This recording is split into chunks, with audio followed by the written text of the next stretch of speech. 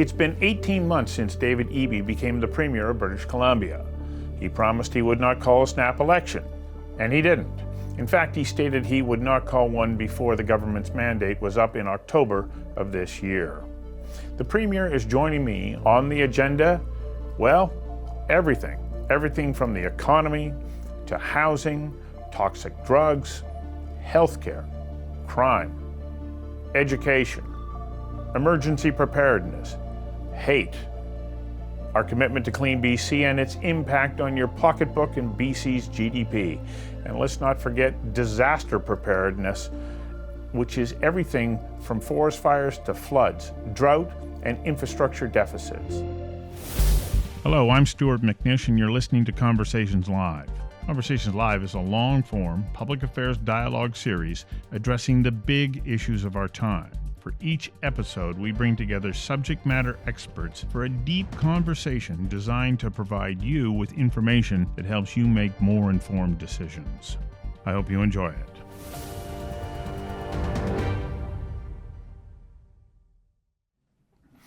Welcome to Conversations Live. This is a special edition with Premier David Eby. This afternoon, we come to you from the traditional territories of the Musqueam, Tsleil-Waututh, and Squamish First Nations, who have lived on and continue to call these lands home. Osiem. Now, just before we begin, I'm going to express my wholehearted gratitude to our sponsors who make this event possible.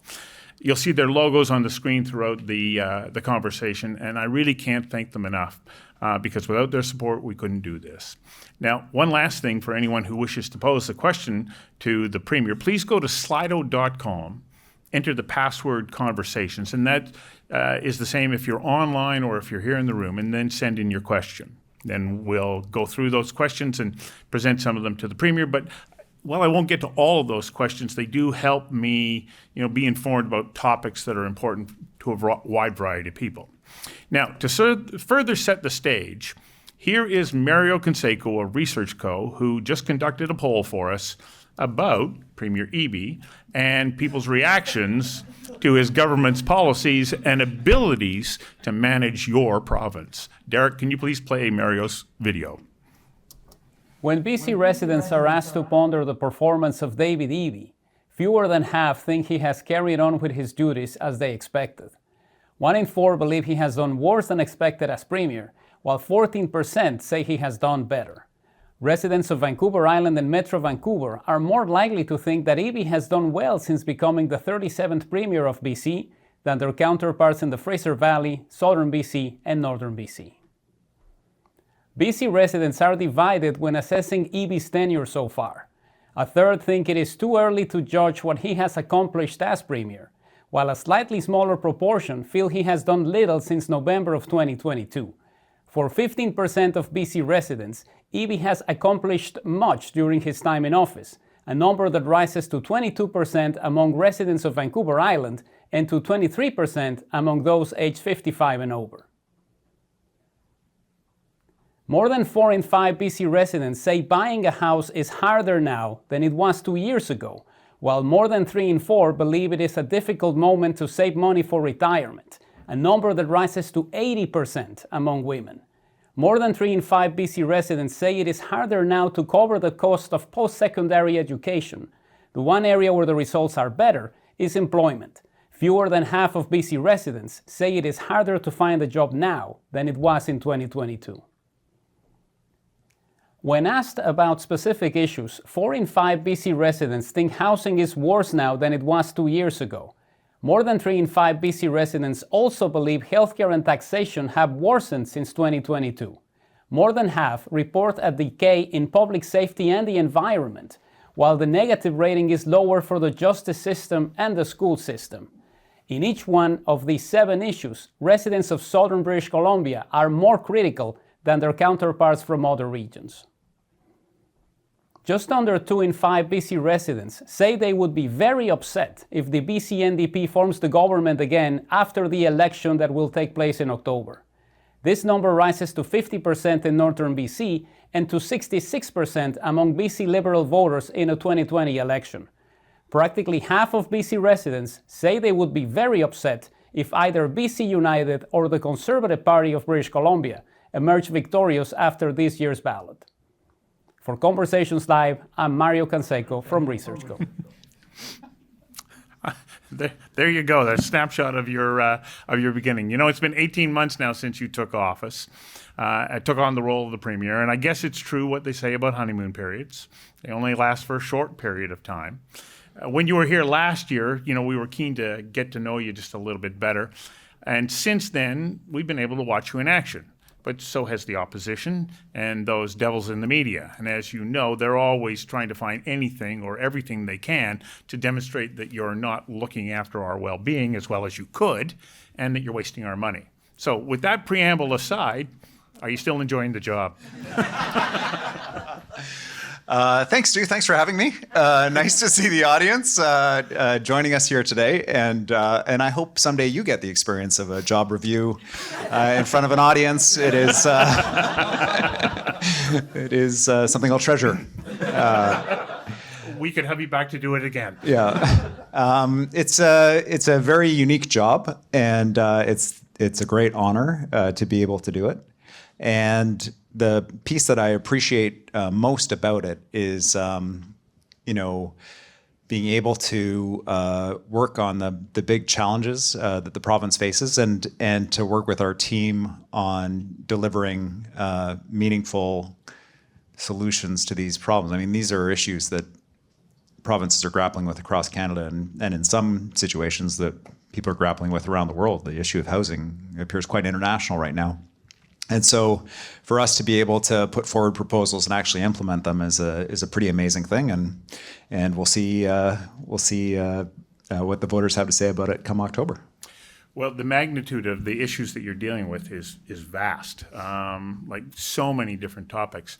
I came across a quote the other day from Hillary Clinton, interestingly enough, and she said, you want to be caught trying. And I think that you really are out there trying to do a lot. What's the number one issue on your plate right now that you go, oh, this is the one that I'm really trying to wrestle under control? Well, the issue that's connected to all the other issues, I think, is housing. And because we're talking about issues of public safety and street disorder, or we're talking about economic performance of the province, or we're talking about just quality of life, affordability for people, the dominant through line is housing, and the affordability of housing, the availability of housing. So when employers are trying to recruit employees, or trying to retain employees, or trying to expand their business, when the talented young people that we hope are going to form the next generation of the province are deciding where to build their future with their families, all of these are so connected to housing, and it's an issue that's been close to my heart for a long time, and it to me, and that may be the lens that I bring to it, but I really feel like housing is the one that is top of the charts for me. Well, you're really changing the landscape around the way in which you're dealing with housing, because, of course, you have gone to cities and municipalities and said, I'm telling you, you have to do this. Your minister has come up with some innovative programs in conjunction with you. Where are the roadblocks that you see that are going to prevent us from, meeting the demand that is clearly coming, well, we're in it, and is continuing to grow? I would say the one that is the most vexing is the one that's out of our control, which is the Bank of Canada interest rate. The connection between that central bank policy out of Ottawa and the reality on the ground in housing in British Columbia is massive in terms of the impact on construction financing costs. So if you're trying to build homes, the cost to actually build the homes has gone up so dramatically. So many projects that were previously viable, especially rental, now jeopardized unless they can access government financing. And the impact on people in terms of renegotiating their mortgages, lines of credit that they're dealing with, car loans, all these. So all of these pieces around the central bank interest rate that's one of the ones I find the most frustrating, because the concern about inflation that's driving that, when we look at what's happening inflation in British Columbia, number one with a bullet is housing. It's rental housing costs, it's mortgage costs, double-digit inflation numbers every month, every time the central bank releases numbers around inflation. And so that's the part that's the hardest. and the most vexing. The other parts feel like math. We need to build more homes for people. We need to have more opportunities for people to get into housing. We need the municipalities and the province to work together to be able to approve the housing quickly, to reduce the amount of time to construction. We need the skilled trades workers who are able to deliver the housing. We need to look at other ways to deliver housing like modular construction that speed up construction time. And we're doing all of those pieces. Those pieces are all moving along in a really integrated way. The parts that are out of our control are the ones that I find the most frustrating. Well, what's your reaction to the Prime Minister and his government saying, okay, well, we're going to come into Vancouver, or we're going to talk to the city of Coquitlam or other cities? Is that not sort of stepping on your jurisdiction, and more importantly on that of those cities and municipalities? Yeah, I find it interesting that the federal government has become involved at that level, and the frustration I haven't had is with, as some of my colleagues across the country have had, is the idea that the federal government would be interested in ensuring that housing is built. This is a national issue. It's important. Polyev says the same thing as Trudeau, that the cities need to be picking up the pace, and provinces have a role to play here as well. So that's not the part that I have trouble with. The part that I have trouble with is when it doesn't coordinate with our program. So we have these housing needs studies that all the cities have done. We've got cities that we've particularly focused on to support them to be able to move more housing online faster. And the federal government has a program, and then they're providing their own funding, and they're funding other cities on other priorities. We just need the programs to work together. That's been really my message to the federal government, is let's get these programs to work together. And it's taken them a bit of time to get there, but they're really coming around, I think, to recognizing that there's an opportunity to work with BC, that we're I will say we are the leader nationally on progressive housing policy to get it built, to get the housing built, to address speculation in the market. And they're seeing that. And you can see in their commitment to different programs, they look very much like British Columbia programs. And so they say, just work with us, integrate a little bit better, and it'll have a way greater impact. And I would say a little bit that's some of the frustration of some of my colleagues across other premiers across the country, is they want to have that coordination, but also you can see that there's very different housing policy. When Doug Ford says, I'm not going to support more than one unit on a single family housing lot, or even in our own province, when we have debates about Airbnb and whether or not we should be reining it in, or whether these are private property rights that should be sacrosanct over the ability of someone to find a home. So those debates are very live across the country. I just continue to hope for and push for better integration between us and the feds. In your answer right there, you said something that I find quite interesting. You said, to guard against speculation in the market. But doesn't everybody look at real estate individually as an investment? Like, I want to put my money into real estate. I want to see it appreciate in value because it's my hedge against the future.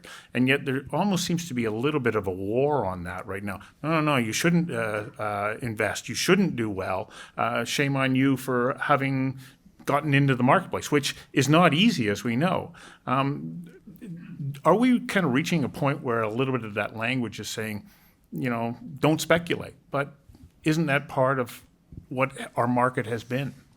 Yeah, Stu, it has been, and we're trying to change that. So the line that we've been drawing and the message we've been trying to send is if your sort of retirement plan or your investment plan or your wealth strategy depends on being shoulder to shoulder with a family that's looking for a place to live and competing for a home, then that is a very precarious strategy, because our government is committed to policies that will favor the family that's looking for a home over you. And it doesn't matter if it's a REIT or an Airbnb, or you want to run a private hotel in a strata building, whatever it is, or you just want to hold it vacant for a while and then flip it or sell it. You can see consistently our policies will favor the family. We've got the flipping tax, we've got the restrictions on Airbnb, we've got the speculation and vacancy tax, and all of those aren't meant to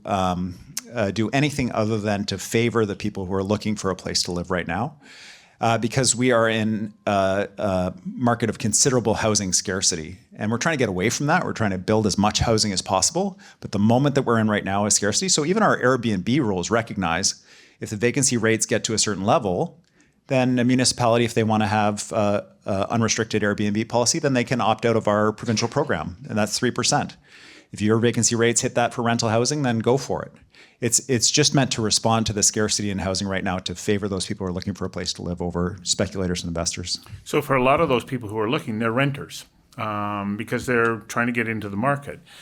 In talking to David Hutniak from Landlord BC, he says, 80% of his members are not big developers. They're families that maybe own a property, and they've invested in that with the idea that they're going to provide housing long term. They're not looking for quick speculation or turnover.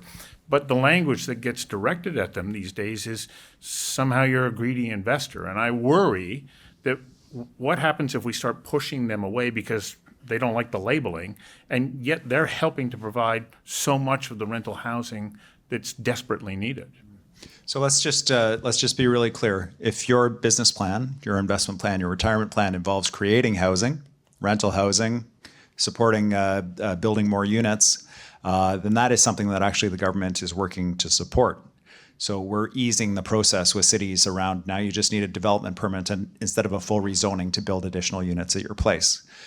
For landlords, we put significant additional resources in the residential tenancy branch to drive down the wait times, and we're putting in place new guidelines around non-payment of rent to ensure those issues are dealt with quickly. In fact, we're on the verge of a new program where we're actually providing financial support to people to be able to convert basements into suites and to create additional rental housing, along with guidelines for how to be an effective landlord and be successful in being a landlord, because we want to encourage people to create that housing. And we want to respond to the concerns we've heard from landlords, frankly, that they're like, well, or people who were thinking about being a landlord, I don't want to be a landlord, I can't get rid of a tenant if they cause a huge problem, if they cause destruction to the unit, or they don't pay their rents or whatever. And so we're trying to really support that segment as well. I understand in social media and so on, these lines can get blurred. But that long-term rental housing in the private market is important in British Columbia. I agree with you. One of the things, of course, is having certainty of supply of land. I asked Bob Rennie to record a clip for us because he's got what I think is an innovative idea that I'd like to present, but he also poses some of the challenges. Derek is in our master control. Derek, can you run that clip from Bob Rennie, please? But one of my last talks, I said if I owned Vancouver, I would take from Main Street to Boundary, from 33rd to Hastings, and zone it all townhomes. But you could only decant 5 to 7% of a neighborhood per year. So that there was always certainty on what growth would look like, and there was no speculation because I could buy next year if I don't get in this year's allotment. But my worry is at 4 homes per lot, I would rather see 2 to 3 homes on a 33-foot lot, 8 to 12 homes on a 66-foot lot, and 24 homes on a 99-foot lot, so that we have orderly assembly. Because I don't know how we handle parking, 8 parking stalls and 12 garbage cans on a 33-foot lot. So and will cities implement it at the rapid pace that the government needs it? I believe CMHC's report for Canada is we need 3.5 million homes in the next 10 years. And that's approximately 1,600 homes per day, if I could put the key in the door today. And that's roughly 8 towers per day across Canada. A couple of different things in there. First of all, he talks about the certainty of land supply. Is this remotely possible, and does it have any merit? So yeah, there was a lot there from Bob, and I think that this issue of land supply and where's the housing going to come from is a really critical one. What we've done in the past, and I say we as a province, and particularly the city of Vancouver, where we're sitting right now, is certain sites have been chosen and designated. You're allowed to build additional density here. You're allowed to build additional density here. When that is done, it creates an increase in the value of that plot of land, and because of the lift that developers talk about, where there's this massive spike in value because you got approved by the city to build the tower. And the challenge with that approach of site by site is the city realized it and they said, well, actually, we're going to negotiate with you and we're going to show us your numbers and we're going to work it out and you're going to build a park and you're going to do this, you're going to do this amount of social housing and all this. Those negotiations are taking years and housing's not getting built. And so what we've ended up with is just this total paralysis around building, where some people win the lottery, they get the upzone, some people don't. You're involved for years. Some people abandon building entirely in the city of Vancouver. And what we're trying to get away from is this kind of approach, and instead say, this is what you're allowed to build, and here are the rules, and here are the fees you have to pay, and you can work it all into your plan. And if it works out to build, then great. And if not, then not. But you don't have to hire a lobbyist. You don't have to hire an architect. You don't have to hire a peer at a bunch of public hearings. That the city sets the plan at the beginning, and then you get to build. And in reducing all of that friction from the system, we think we can bring down costs quite significantly. And particularly around single-family neighborhoods, come to Kits. Come to Kits, you will see 4-6 units in a home. It's a beautiful and vibrant and exciting neighborhood. People are able to find parking, and their local stores are able to exist on Broadway because there is that density in the single-family neighborhood, and the schools are busy, and there are kids trick-or-treating, and there are families of different income levels. This is something that is eminently doable. And we just can't have it where if someone wants to build 3 townhomes, that all the signs go up all over the neighborhoods. No, don't destroy our neighborhood, please. Don't. This will be the end for us. We just desperately need the housing, and we need that kind of housing that families that are just starting out actually have a prospect of being able to afford. Even then, they're going to be expensive. But the more builders can do this, and there's a whole array of builders that can do this kind of housing right now in Point Grey. What those builders are doing is they're tearing down a single-family home, and they're replacing it. And often that single-family home has a basement suite, and they're replacing it with another single-family home without a basement suite. So we're actually losing housing. These are the builders that would love to build 3 units on that site, would love to build 4 units on that site, but can't do it. And so we're actually losing housing. And it's not just in Point Grey, it's in all parts of Metro. And so if we can legalize that kind of housing, we're going to do it. One of the other points that Bob made there was the volume that we need to have, and that requires the participation of significant developers. And the reports that I'm reading right now is they're going, okay, because you alluded to the higher interest rates, the numbers aren't working. And so they're either stepping back or like putting plans on hold. What can we do to try and change that equation? Because I know that you reached out to Tiff Macklin, the governor of the Bank of Canada, and said, come on, you got to do something, to which I don't think he listened to you. It's odd. I know. People were very panicky about it. They're like, don't bully Tiff. Yeah, I know, as if you can. But what other strategies might be available that we can make it work?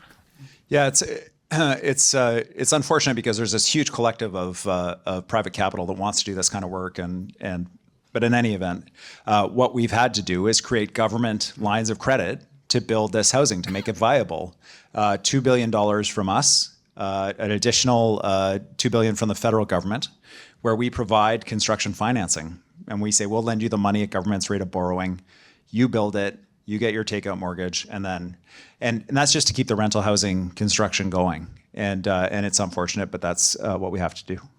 There's a question here on Slido from a viewer, and I'll kind of maybe make that our last question about housing, because we could spend the entire hour and a half talking about housing, and there's a whole bunch of other topics that I'd love to be able to get to. But this question is, how can we ensure we have the skilled trades workforce necessary to build the housing and infrastructure?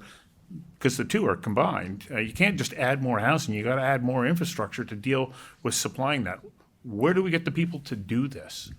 Yeah, that is like front of mind for so many jurisdictions right now. The boomers are retiring in significant numbers, well deserved, but done with work, right? And they are finished with that. And so there's a real gap in terms of people with the with the key skills, whether it's healthcare or construction or you name the industry, where we're needing to really fill that quite urgently.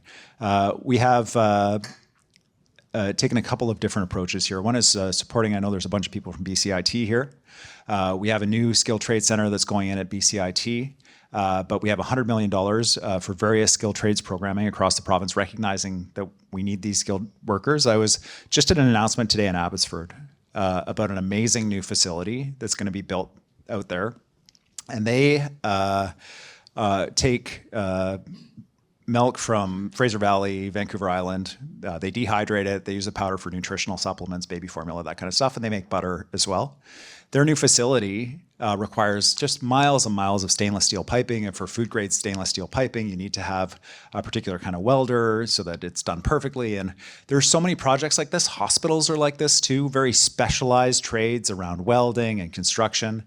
And so we've had to do additional investment in public sector projects like hospitals, where we provide additional money so that people are getting apprenticeship training. We have the highest level of apprentices in the history of the province right now. Some of the best completion rates that we've seen in a generation. But we're using those public projects to train up people, to give them the apprenticeship so that when they're working on the stainless steel, when they're doing their stainless steel training at the hospital, under the supervision of an experienced welder, that they're then able to go on and work on projects like the one out in Abbotsford for Vitalis, and using those public projects to train people up, train up the next generation of skilled trades workers is so critical, as well as supporting schools like BCIT that are doing that important work. So let's change the topic a little bit but it is related in many ways. It's the cost of living and what does the future hold. We have a clip from a young woman, Abigail Joseph, a very short clip, but I think it encapsulates what's the concern of young people. Derek, can you play Abigail's clip, please? I'm not certain about my future here. What can you tell me to let me know that it will be okay? I mean, that's a heartfelt question from a young person who's still at university going, what happens when I graduate? Can I stay here? Yeah.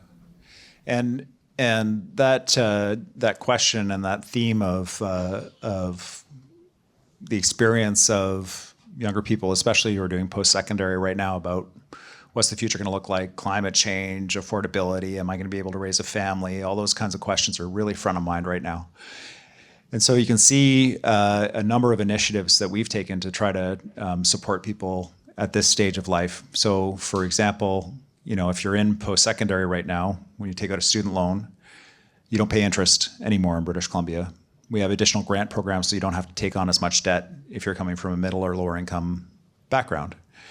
When you graduate and when you're looking for employment, I've talked a little bit about some of the apprenticing programs and some of the work that we've done for people who are going to college and skilled trades programs. But we also have programs with tech. We have programs with science through MyTax and others, where we're supporting young people in being able to get jobs and get that experience, get that foot in the door with these key sectors, combined with their educational experience, to make sure that they're able to get going in their careers. But the key thing I hear from, I'm sorry, what was her name? Abigail. The key piece I hear from Abigail, and I don't know if I'm putting this on her, I mean, so many of these conversations come down to housing. So many of these conversations come down to whether I'm going to be able to afford a place to live. And I know we've really thrashed that one. But with our BC Builds program, we're taking publicly owned land, and we're using that land to control the cost of construction. And our first round of projects are with municipalities, with school boards, with health authorities that have this public land to build rental housing, but we're also transitioning into housing for purchase, where we'll have a participating mortgage and support first-time home buyers like Abigail, because we actually have to be that directly involved in ensuring that young people like her see a future for themselves in the province. And this is a program not that just came up out of the heads of people in British Columbia. This is based on exotic locales like Singapore, Vienna, Whistler, British Columbia. Lots of Australians there. But Whistler's a great example because they're sort of a microcosm of what we see here, of real challenges around housing affordability, a desperate need to support people like Abigail to be able to work and live in the community and make sure that it goes. We have the Whistler problem on a provincial scale, and the Whistler solution actually is one that I think will be ultimately successful here in British Columbia. So I can't help but think that one of the paths to making life more affordable for them are jobs that are going to pay them the kind of money that they need to be able to survive in this environment, because prices aren't going down.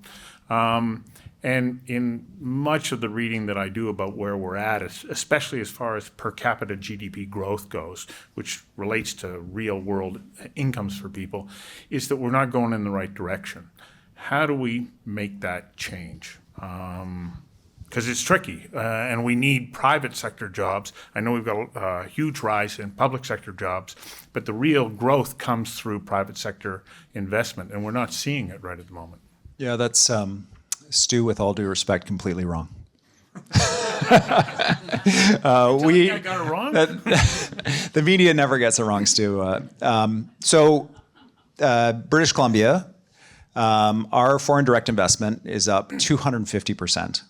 From the previous government's time, 250%.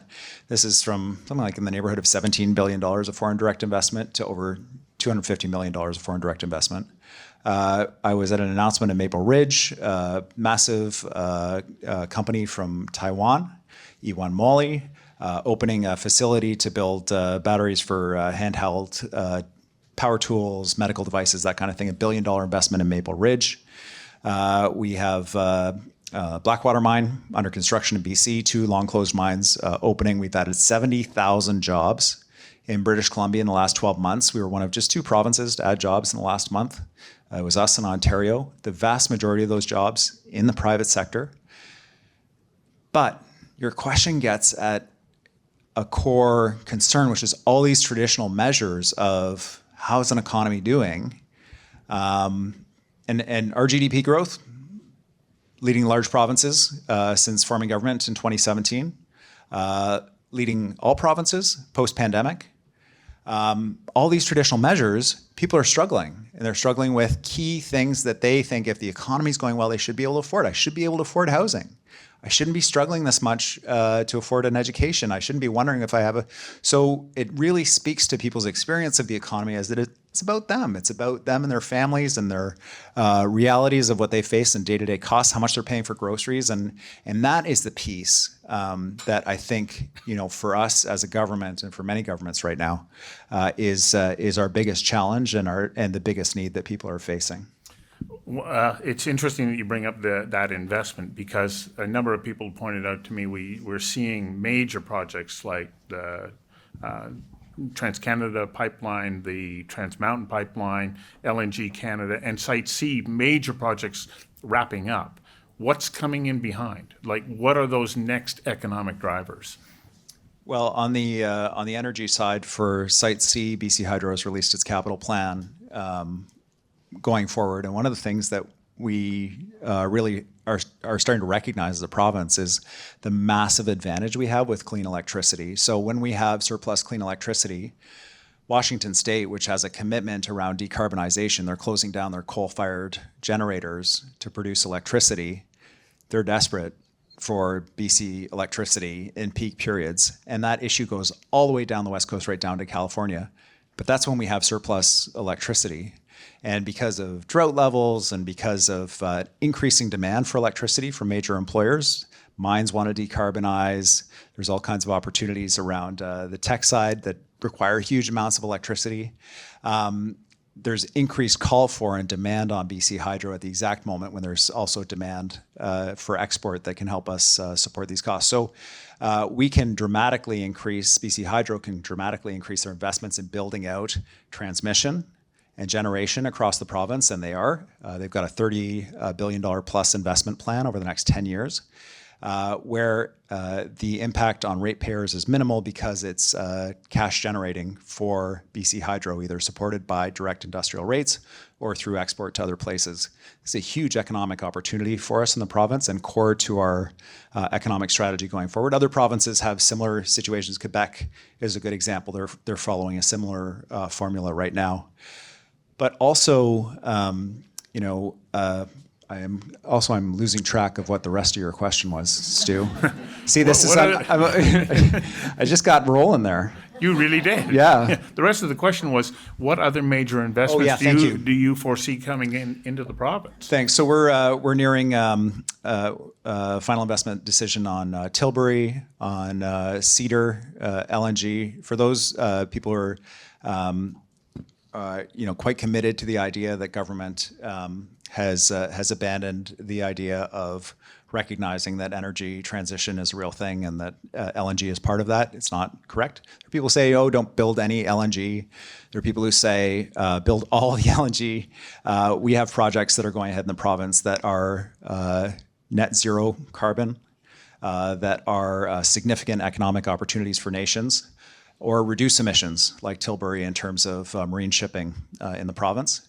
Roberts Bank 2, the Port Authority project is moving along as well. And beyond that, we have major mine projects underway right now in British Columbia and several in the chute. The ones that I'm really excited about, though, are the opportunities around hydrogen. We have a company called Fortescue in Prince George. It's one of the largest mining companies in Australia. We have another one called POSCO from Korea. This is a steelmaking company out of Korea that are both advancing hydrogen plans as a way to decarbonize their steelmaking operations. And these are in areas that need the economic support, like many of the traditional resource plays in British Columbia. Hydrogen is a new one, Gold River, British Columbia, in Prince George. And these require huge amounts of electricity, which also create additional jobs. So there's lots of exciting things going on in the province. The challenge is the skilled workers and the housing for the workers and the services. The population growth in the province has been massive. And all of the services that are required to support all of these projects. It's not just the project, it's also the community around it. You kind of went in about three different directions there, all topics that I want to touch on. Let's finish up with the electricity. Do you, because you've talked about this, we've got this clean advantage through hydroelectric power, do you envision, on top of what BC Hydro has now called for, a call for energy production, can you envision other major hydroelectric projects being developed in BC? Because if we go all the way back to the 50s and 60s, there was this plan to build out beyond Site C, but it looked like when Gordon Campbell was Premier, he said no, Site C would be the last. Will it be the last, or are we going to have to develop other large major hydroelectric projects? Just like I'm amazed that he would say that. So as a politician, it's just like this is the absolute last. Seems like the surest way to be proven wrong. Well, maybe it was his way of selling the project. Yeah, no, I see. So I would hesitate to say that is the absolute last major hydroelectric project in the province. There certainly is a question about where the other ones would be, but we're in intense negotiations around the Columbia River Treaty and all of the dams along there, and there is significant generation capacity for British Columbia available there if we reach a different kind of deal with the United States within the existing infrastructure that's already there. We have a massive and untapped wind opportunity in British Columbia that, by being backed up by the dams, so that the dams are there when the wind doesn't blow, and when the wind does blow, that we're able to benefit from it. There are lower hanging fruit than another major hydro project, so I can see that it's less likely than other opportunities that are out there. But we're also doing a general power call. So the opportunities that are identified by different companies in the province around power generation, whatever they may be, will be incorporated into the general mix for BC Hydro. And maybe there will be a hydro dam as one of those proposals. I haven't heard that yet, though. So one of the topics that has come up is, will you give the green light to LNG plants if the electricity to run the process isn't available? Will you allow them to use, natural gas in a cogeneration with steam to produce their own electricity up until the point when that electricity is available? Is that in the cards? No, so we have said that any new proposals for LNG have to be net zero 2030. They have to have a credible plan for net zero 2030.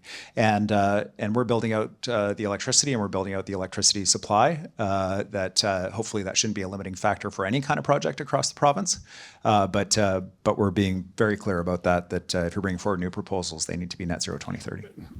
That's a roundabout way of getting me to, do you believe that we're going to have the energy that we need to be able to produce LNG, because it's a good export product, which is great for the BC economy, but also then to support, as you pointed out, the development of hydrogen, which also requires a considerable amount of electricity? Yeah, we set up a task force with BC Hydro to address just this issue. It takes, I think it takes a while to build housing. Man, electricity is something else. So part of it is when you think about these projects, the big transmission lines that are required that cross multiple private landowners. There's Indigenous rights. There's all these other pieces and you need to deal with. And so one of the items we put in the budget was borrowing facility. Guaranteed borrowing facility for First Nations for major projects to facilitate Indigenous equity participation in projects. The idea is when First Nations are part owners of a project or majority owners of a project, that it gives nations a way to participate other than exclusively the environmental assessment process. If your only opportunity to participate is the environmental assessment process, then that's your chance to get benefits for your community. That's going to be the focus.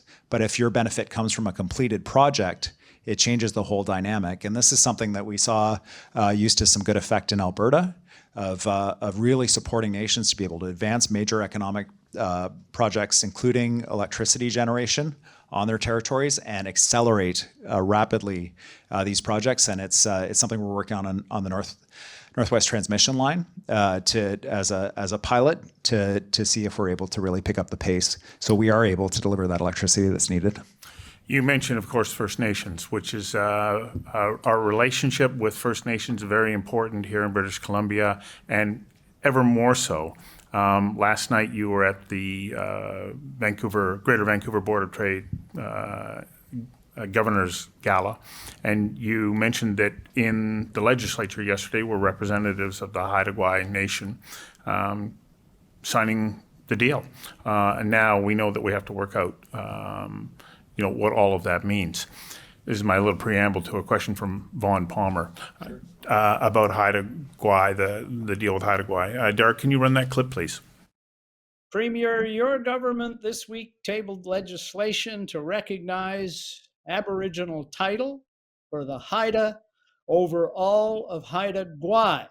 It is your intention as well, is it, to recognize Aboriginal title for the other 200 First Nations in BC over all the public land in BC? Is that your intention? You can answer Thanks, Vaughn directly. I won't Absolutely, even. Yeah. Thanks, Vaughn. So there are some things that make Haida pretty special, and Haida Gwaii obviously is a very unique place. I was there last week in a community center in Skidegate, meeting with leadership there, signing the Rising Tide Agreement, and you can see the whales swimming by, and it's an amazing place. The distinct geographic realities of Haida Gwaii are that there are no overlapping title issues. The population itself is about 50% Haida. The Haida have a governing body that has governed for about 50 years, the Council of the Haida Nation, of course, a hereditary chief model that goes back time immemorial. And they have support from all the local governments. In the announcement in the legislature, businesses showed up. I spent a good amount of time chatting with someone that owns Langara Fishing Lodge, who was out to support the announcement. And it's just a very distinct place in a bunch of. There are huge challenges in other parts of the province that make it quite difficult to do what we did in Haida Gwaii, which even then took 20 years. The work started under Gordon Campbell after an historic decision. We refer to HIDA strength claim in the law. It's the HIDA level of engagement. And that comes from a case in 2004 that was established by the HIDA, and then following that, the BC Liberal government set up some of the mechanisms that we relied on to be able to get to that point just yesterday. And so it's really hard to compare the situation in HIDA with others. For a significant number of nations, the work forward is treaty, and we're working with a number of nations on treaty negotiations and making sure that we're addressing all of the issues up front and then agreeing on that and moving forward. For HIDA, it's a more incremental process. So this recognition of HIDA title starts a process that a court decision would have started. We know that the court would have recognized title on Haida Gwaii. But it guarantees the protection of private property rights. It ensures that municipalities are able to continue to operate and make sure that provincial authorities continue to operate, so we don't end up with a Tsilhqot'in situation in the Caribou where the court made a decision about title and everyone's like, oh my God, what does this mean? And then there were a bunch of ranchers who were kind of stranded, and it's like, well, what is infrastructure? And there was and it hasn't been great.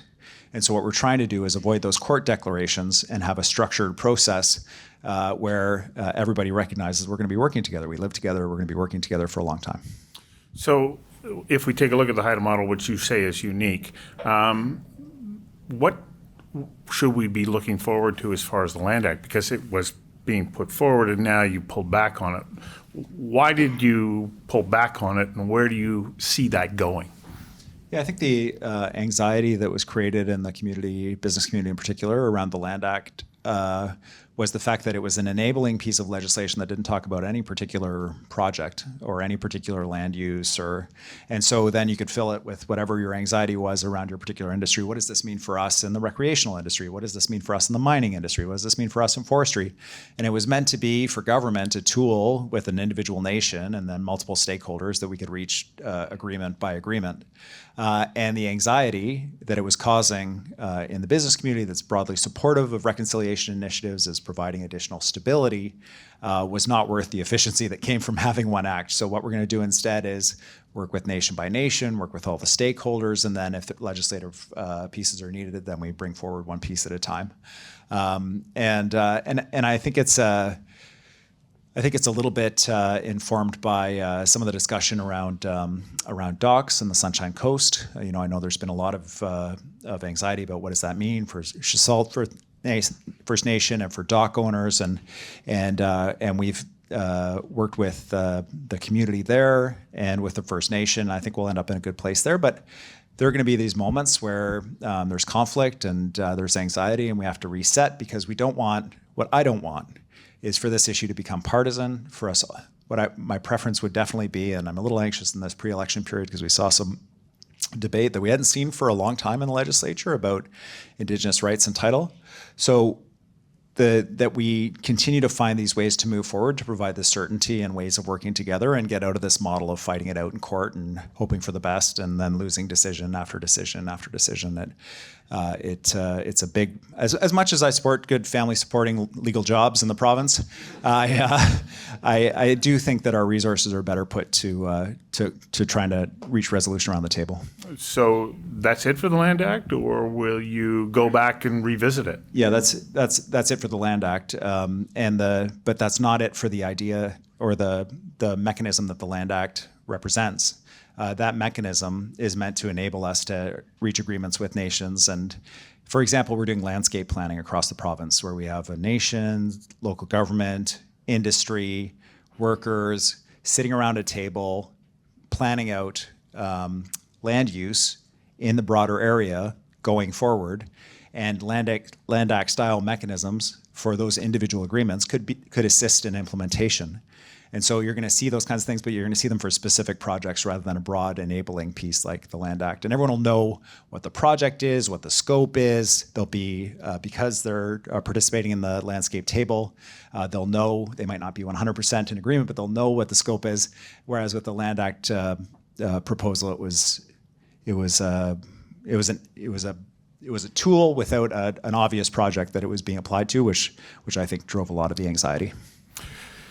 Let's switch topics just a little bit to what can you do for small business? I have a self-interest in that because I run a small business, but I'm not alone. And we look at entrepreneurship rates in British Columbia, and they're dropping. I have two clips here that I will run one from Jock Finlayson, where he touches on what's happening with entrepreneurship. But then I want to come back with a clip from Paul Dragon, who runs Reckless Rider, a small boutique bicycle shop, and he's asking, "What can you do for us?" Derek, can you run first that clip from Jock Finlayson, please? Well, I would say we are stagnating economically. If the key measure we look at is economic output per person, or what we call GDP per person, which eventually translates into income per person. That is completely adjusted for inflation. That's completely flatlined in Canada. So we're by the time we get to 2025, we will have. One of my colleagues just did a blog on this. We will probably have had a decade of more or less stagnation in real income per person. That's not good. And people are beginning to wake up to that. You've seen a real attention shift to that issue in the last 6 months. So it's finally dawning on people that,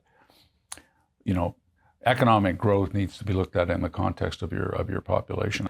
Economists sometimes talk about the factors of production, right? Capital, labor, land, it used to be. But there's a really critical one missing there, which is entrepreneurial talent and ambition. That's actually the rarest, scarcest, in my view, most precious factor of production is the entrepreneurs.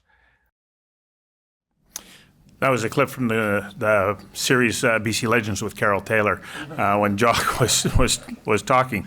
And I know that we already talked about the GDP per person, but he does talk about this drop in entrepreneurship. The numbers are getting lower and lower, and the reason is it's tough.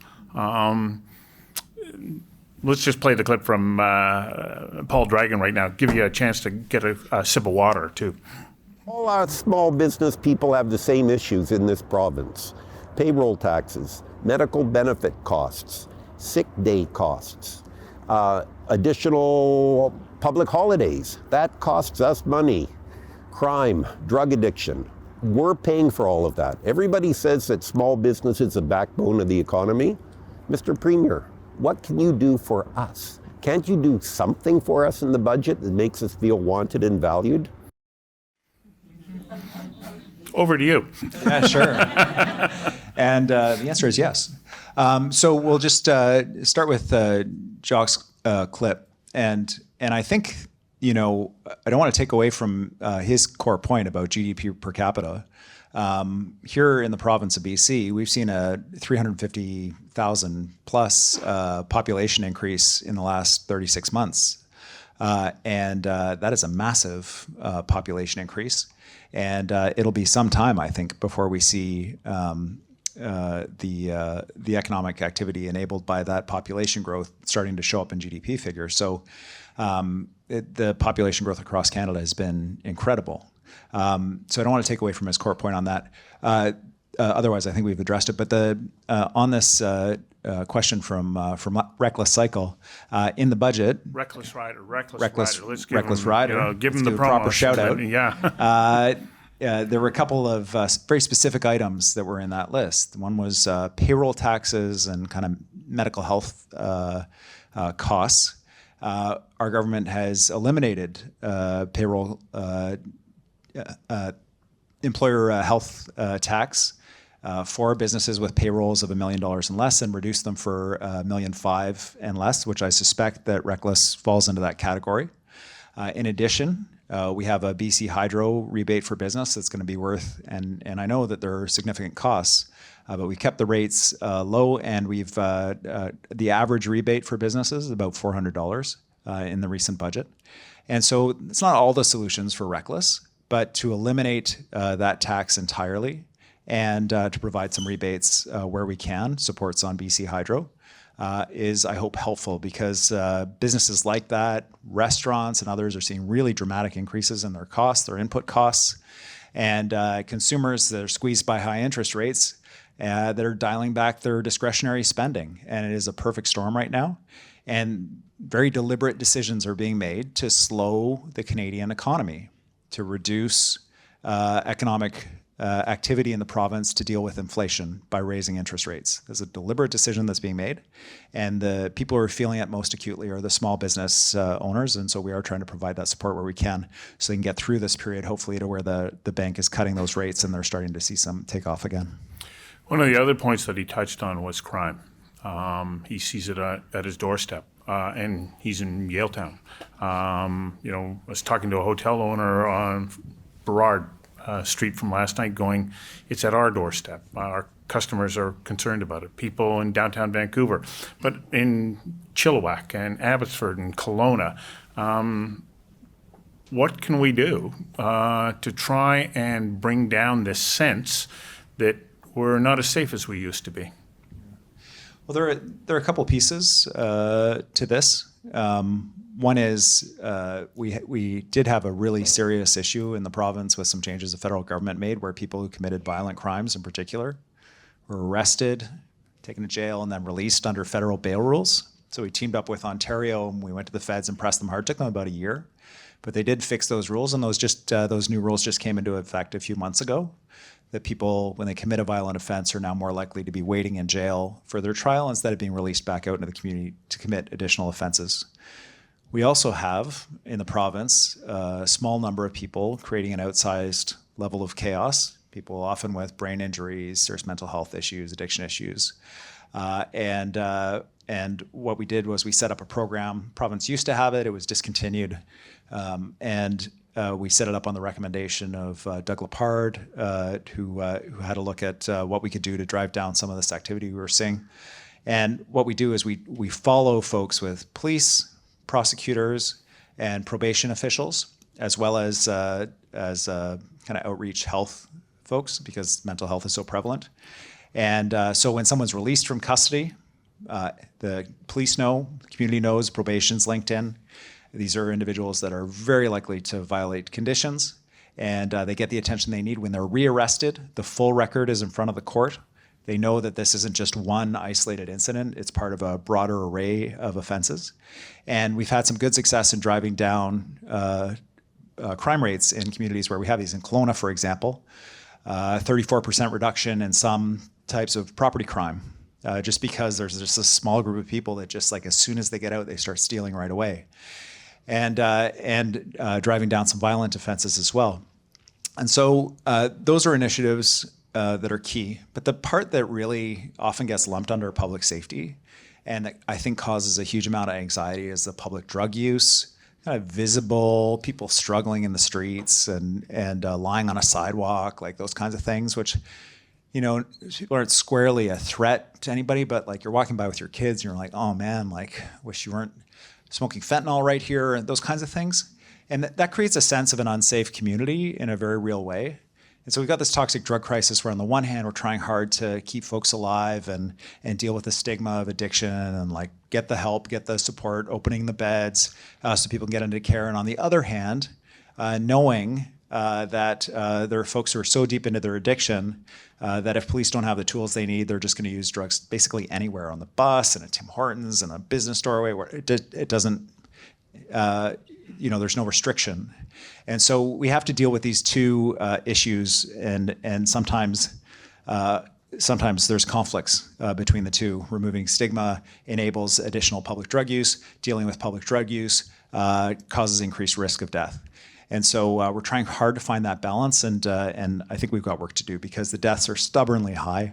One is too many, but thousands is unacceptable. And the public disorder issues that have been raised are very serious and very real. And so we're working with police, with public health officials on what we can do to address as best as possible those public order issues without really impacting and while at the same time trying to drive down those deaths that we're seeing, which are profoundly troubling. Well, you very nicely gave me a segue to our next clip, which is from Nina, and she's asking this very question about where are we at with decriminalization. Derek, can you run Nina's clip, please? With the decrim and recrim and everything, it seems like there's no straight answer on what's going on for safe supply in the downtown east side and the fentanyl overdoses. So can we get a straight answer on what your strategy is in tackling the fentanyl crisis in BC? Pointed question. Yeah, and I think the question that everybody is asking, what is the straightforward answer to this question? And obviously, there's no silver bullet on this issue. One of the things that we're seeing is more and more toxicity in the drugs, that the fentanyl use. Now the fentanyls are being mixed with something called benzos, which I'm learning about, which are drugs given to people in palliative care situations. And the combination of the two is making it harder to resuscitate people. And Narcan is not always enough anymore with the drugs that people are using. And we also are seeing increased numbers of people with serious brain injuries caused by the fact that they're not breathing for extended periods after multiple overdoses that are out in community. This is a profound challenge, and a challenge that's not unique to British Columbia, but as a port city that's always struggled with drugs, I think particularly acute here.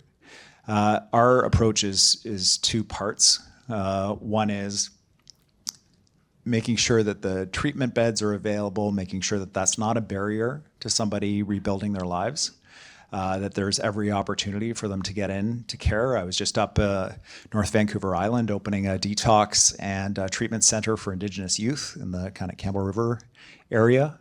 As Indigenous communities have been particularly hard hit here. And also on the law enforcement side, focusing at the higher level drug dealer level, focusing on the organized crime level. We've had record drug busts, which ordinarily we would celebrate, but is profoundly concerning about what might not be caught. We've been pushing the federal government to work with us on port police, and Mayor Harvey has been really pushing for that out of Delta. And also to have Health Canada be faster in preventing the precursor chemicals from coming into British Columbia from around the world, so that people can mix drugs here. It's a really serious issue on the criminal law side as well, where we need federal government support. So I wish I had that straightforward answer for Nina, but it's really what tools can we employ to keep people alive, give them a chance to get into treatment, to address the criminal element and the public order issues, and it is an ongoing project. Are you a bit frustrated at the moment because you have made attempts to curtail open drug use and the courts prevented you from moving forward? It's not like you're not trying, I know you are, but it must be challenging because you recognize what the emotional reaction is to, okay, hang on a second, we're giving these people rights that impact on other people's lives. Yeah, I think, there are moments in this job where you're just like, what the hell? So the court decision is a significant one. So we passed this law. We say, okay, provinces can regulate tobacco. You smoke here, you can't smoke there. Alcohol, you drink here, you can't drink there. Crystal meth. You smoke crystal meth here, you can't smoke it there. In the overdose prevention site, can't smoke it in the business doorway, can't smoke it in the bus stop, can't smoke it in the park. These feel like things the province should be able to do. The court disagreed and put an injunction on our ability to say, keep it in the safe consumption site, and keep it away from business doorways and keep it away from the bus stops. And so there's those moments where you're like, oh, I get you're trying to do the right thing. But public support for the idea that we're not going to take somebody who's struggling with addiction, drag them downtown. I can tell you, I've been there. I've been at this court. I've seen this happen. I was a prosecutor of a young Indigenous woman that struggled with addiction and was in an area she wasn't supposed to be because she was scoring drugs. And she was put on the stand, and my salary was paid, and the defense lawyer's salary was paid, and the sheriff's salary was paid, and everybody was looked after except for her. And she was prosecuted by me, found guilty, and immediately released. And there's that piece about criminalization, that it just doesn't sit with me that is a solution. But at the same time, we need to have the tools as a government to say, not here, not there. People need to feel safe in their communities. And so I do feel that in the best intended kind of lawsuit brought forward by the harm reduction nurses saying, look, we don't want to restrict people in terms of their drug use. We need to challenge this government law. The unintended impact of that is that if we can't keep parks safe, if we can't keep business doorways clear and bus stops clear and deal with these public use issues, then the whole program of trying to keep people out of that scenario that young woman faced, which didn't make her feel that she could contact the system to deal with her addiction issues, or that she had any trust in government, or that there was anybody out there for her other than probably her predatory dealer, who was also her friend. We need to do better on this, and I hope ultimately we're going to get to that place. Although the program is very much under a huge amount of pressure right now, and understandably so, because people don't want to give up their parks just to recognize with compassion that someone's struggling with addiction. That brushes up against our next topic, which is about healthcare. And here's a question from Slido. There's a huge shortage of family doctors. We know that. You know that very well. You're married to a doctor who is fully aware of all of the challenges. And last year you announced a new payment model. Where are we at on that? And where do you see a path forward? Yeah, I do know that marrying a doctor is not a strategy for every British Columbian. It is an issue I do hear about at home. The family doctor deal that we struck with Doctors of BC has been very successful. We've added more than 700 new family doctors in the province, which is very positive news. Many doctors that were working in a urgent care model of just seeing people without that long-term relationship have switched over to long-term relationships with patients, which is something that we hoped would happen.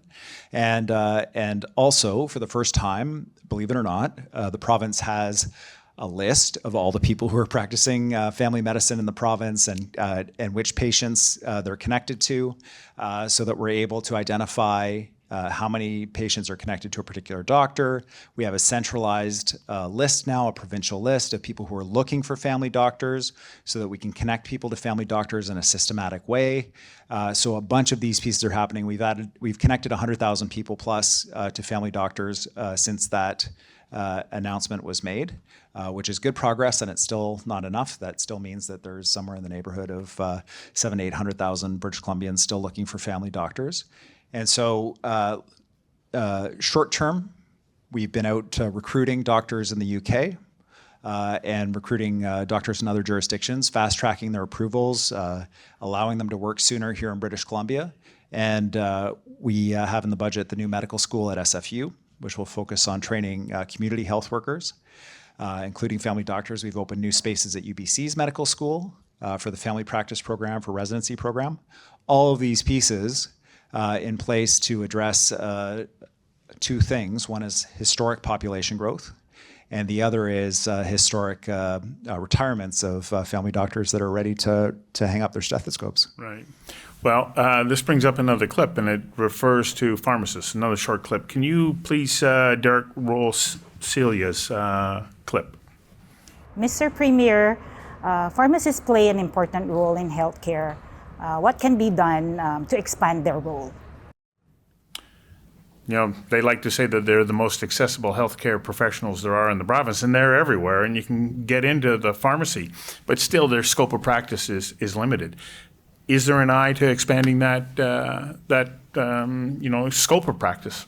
Yeah, I think one of the most compelling stories I heard was in relation to our announcement with pharmacists about allowing them to do to support people with minor ailments. There was this mom that had a patch of eczema on her eyelid, and she was like, "I've got kids, I have a busy life.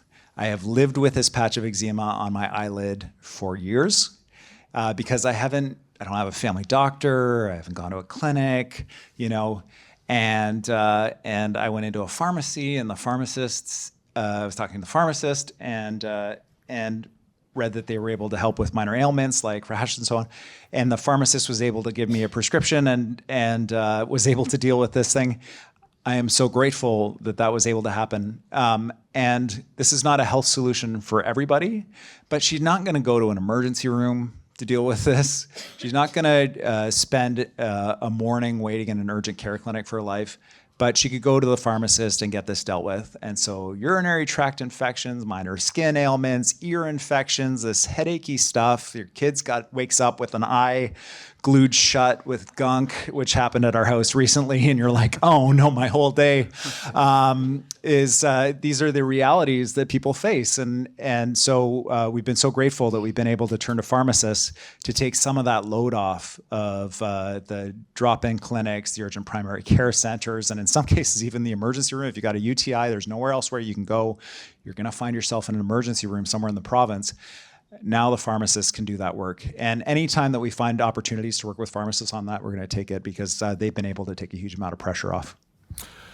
So I want to switch to what I'll make my last topic. I'm going to set aside budget. Everybody wanted me to talk to you about budget and deficit and so on. But I think that we did a panel here just a few weeks ago, Energy and the Environment, with Mark Jacquard being on that panel. And he said, this is the topic going into the election that really is going to matter, and that is, what's our commitment to clean BC's roadmap, especially as political pressure around carbon taxes seems to be growing. We watched Jagmeet Singh start to waver on that, and I think he's come back because of the backlash around that. We saw the Prime Minister last summer back off on and giving a break to Atlantic provinces, and then sort of buckling down with everybody else. It's becoming an issue. Pierre Poilievre is bringing it to the forefront. We take a look at John Rustad with the BC Liberals. He broke with the BC United Party over this very issue. It's becoming a big issue. What can you tell us about your commitment to the Clean BC roadmap and maintaining the carbon tax with the scheduled increases that are in place? So just on this issue, for British Columbia, we're in kind of a different place than many other places in Canada when it comes to the carbon tax. This was heavily litigated at the political level for a couple of election cycles here in BC. And you know, you don't have to take my word for the impact of removing the carbon tax. You can take Kevin Falcon's word back when he was proud of the carbon tax and defending it. He said that if we got rid of the carbon tax, it would be double-digit tax increases on individuals as well as businesses. It's very embedded in the taxation system in British Columbia, as well as business assumptions and decisions that they've made around investments. And so it's kind of a different scenario than many other places. It's also been effective we've seen significant population growth, we've seen significant economic growth, GDP growth, and our emissions have come down. And so when the federal government decided to do their mandated increase, what we said is people are struggling with affordability. We're going to return the full amount plus more to British Columbians to try to minimize the impact of that on them. And we're going to work with the sectors like mining and others to make sure that their investment decisions aren't being affected in terms of competitiveness with other jurisdictions, specifically Ontario and Quebec, around carbon tax, and we did that work as well. So we're committed to taking action on climate. It's absolutely so we can look our kids in the eye and say, yeah, you know, we knew this was a serious issue. We took action on that issue, and it's also, frankly, a selfish opportunity for our province. You could not design a better initiative to advantage our province than a low carbon initiative out of the EU or now out of the US, where tariffs are applied on the basis of carbon intensity. So when we see the EU say, we're going to charge you higher tariffs if there's more carbon producing your product, or Biden strikes a committee, we're going to find the connections between carbon and trade. This is very good news for British Columbia. We have the lowest carbon intensity products in the world. Our aluminum is the lowest carbon intensity aluminum in the entire planet of Earth. And so for us as an economic strategy, the more that other jurisdictions connect carbon and trade, the better we're going to be. But only if we keep pushing in this direction, only if we keep ensuring that our products are low carbon. And it's a massive economic opportunity for us because of our hydroelectricity.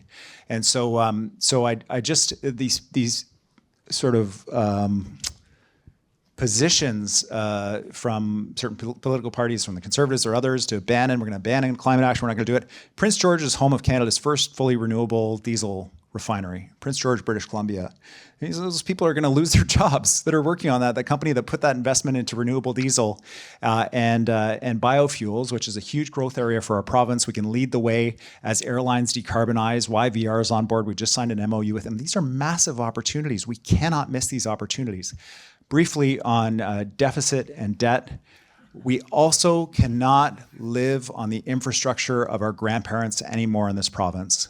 When I was in Prince Rupert, this is the third largest port in North America, and the pipes almost collapsed last winter, feeding water into the port. Some of the pipes are made out of wood.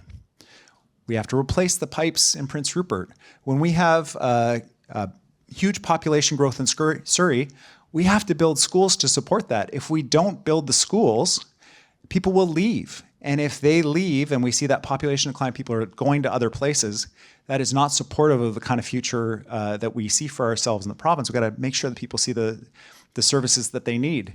When we have to build, and we have to build, or significantly expand 15 different hospitals across the province, because for generations, the decision was made, we're just going to live with these hospitals that were built in the 60s and the 70s and the 50s. There's Atco Trailer Hospital in Fort St. James.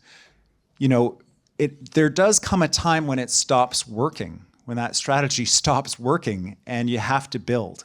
And we're going to build. We're going to build the schools and the hospitals and the roads, Highway 1. You can sit in traffic all day and listen to news about how government kept the capital program down. That's an option for you in the next election.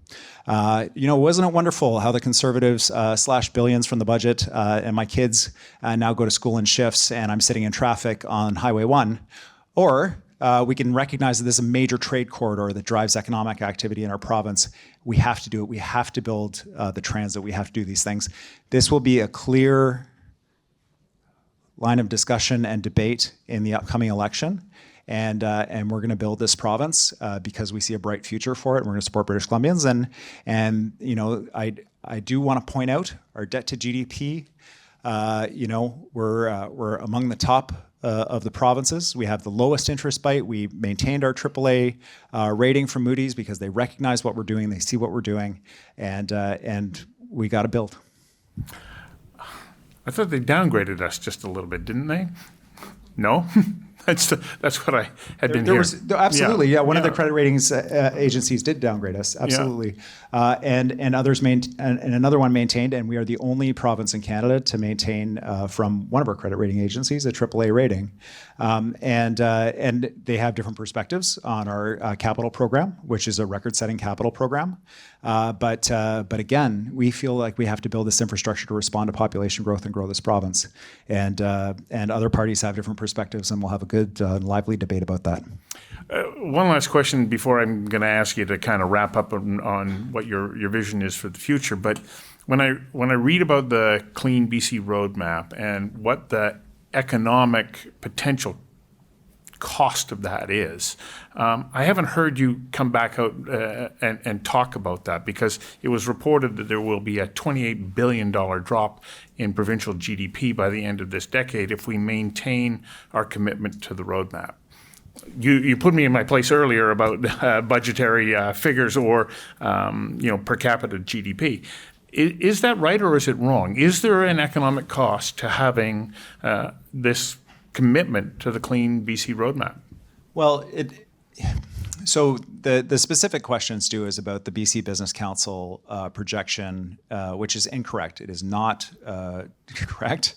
We've worked hard with them to try to address many of the assumptions that they made and so on. And Clean BC has been the government program since we were elected. We saw the biggest GDP growth of any major province in Canada from 2017 to today's date. We are beating all the other provinces in GDP growth. We are beating them since the pandemic in GDP growth. It wasn't just our pandemic response, it's our post-pandemic economic performance as well. And so I do feel that sometimes there can be a disconnect between the numbers on the ground, a 250% increase in foreign direct investment in British Columbia, and the dire projections of of some that the good times were great, but now, just you wait. And so all we can do is say, yeah, okay, past performance is no indication of future performance, right? But we can look back at our trend line and see that the province is heading, compared to other provinces in Canada, in the right direction. And this is despite, or perhaps because of, a commitment to addressing these issues. I think that there is massive economic opportunity here. And it's been borne out by our performance since 2017. Others will perhaps disagree, but there is no question but that jurisdictions around the world, whether we're talking about Asia, the United States currently, we'll see, Europe, are identifying ways of driving down carbon emissions, including the carbon intensity of products that they are shopping for around the world. And we need to be in a leadership position on that. So let's project a year out under the assumption that come the fall, you're going to be successful in the polls. That's not me projecting it out there, but let's just so that we are. Ask Mario that question, Stu. I was conspicuously missing from the polling numbers.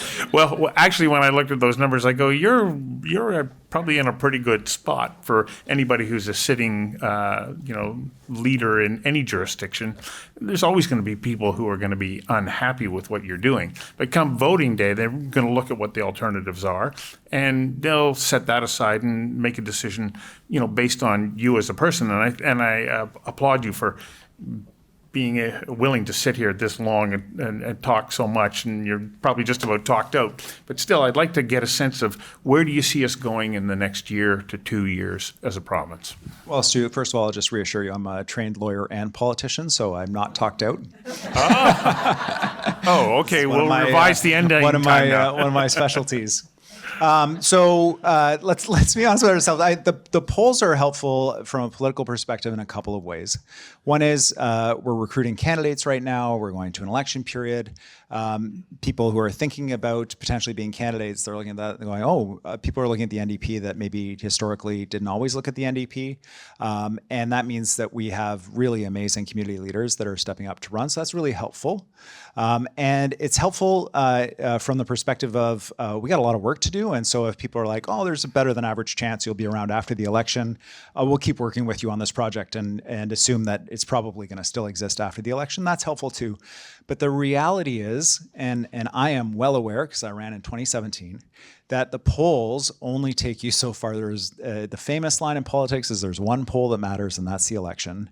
And if we for a moment take British Columbians for granted or think that the polls are fine and everything's going to be, we have to be working overtime on housing, on healthcare, on public safety, on issues around decriminalization, all these other issues to show people right up until election day that we're there for them and we're going to deliver for them. Because if we can't show that, then we don't deserve to be in office. And so it doesn't matter what the polls say right now. It's when people look up from their busy lives and they say, okay, who's going to be there for me and these big issues that we're facing, and who's going to be there for some other cause or whatever, their own priorities. And I really want them to, when they look up and they spend that moment before they mark their X, I want them to look up and see where we're going and what we're doing as something they can support. Well, most of all, I want to thank you for the incredible effort that you put in every day to lead the province, your willingness to come and share your insights and thoughts with us today, and wish you great success on behalf of all of us. Thank you very much. Thank you very much, Stu. Thanks very much, everybody. That was lots of fun. Thank you. Thank you for tuning into Conversations Live, an Oh Boy Productions program. If you enjoyed this conversation, you can find our previous and upcoming episodes at conversationslive.ca. You can also follow us on YouTube, LinkedIn, Instagram, and Facebook. Again, thank you. I'm Stuart McNish.